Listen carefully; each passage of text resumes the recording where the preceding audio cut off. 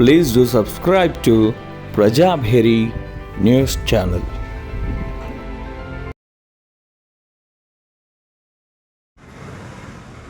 మహా news TV head office పై కొంతమంది గూండాల్ని పంపించి కేటీఆర్ దాడి చేయించడము, రాళ్లతోని కారు అద్దాలు వాళ్ళకు కొట్టడము, కట్టెలతోని కారు పైన ఆఫీస్ పైన దాడి చేయడం అనేటువంటిది కేటీఆర్ ని మూర్ఖత్వానికి పరాకాష్ఠది. ఎందుకంటే ఫోన్ ట్యాపింగ్ విషయంలో 4500 మందిని ఫోన్ ట్యాపింగ్ చేసిన గనుడి నువ్వు. ఏ దేశంలోనైనా ఇంత ఘోరమైన పరిపాలన ఉందా?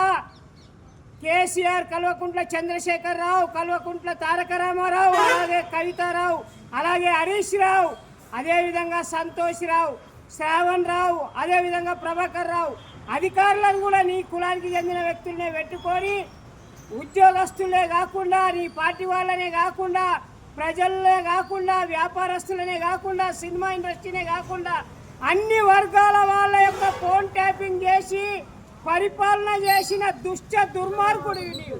కాబట్టి తక్షణమే నీ యొక్క పార్టీ గుర్తింపు రద్దు చేయాలని ఎన్నికల కమిషన్ను కోరడం జరుగుతుంది. అదేవిధంగా నీ తెలంగాణ భవన్కి ఇచ్చినటువంటి, పార్టీకి ఇచ్చినటువంటి స్థలము, జిల్లాల్లో ఇచ్చినటువంటి స్థలాన్ని కూడా రద్దు చేయాలని కోరుతా ఉన్నాం. ఏం మాట్లాడుతున్నావా జగదీష్ రెడ్డి?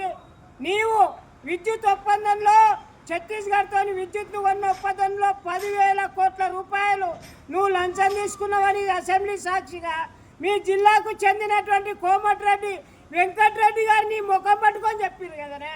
ఇంకా సిగ్గు లేదువా? నువ్వు మా ప్రతాపం ఇంకా చూడలేదంటున్నావా? ఏందా నీ ప్రతాపం? చూపిస్తావా తెలంగాణ ముందు? తేల్చుకుందామా చెప్పు.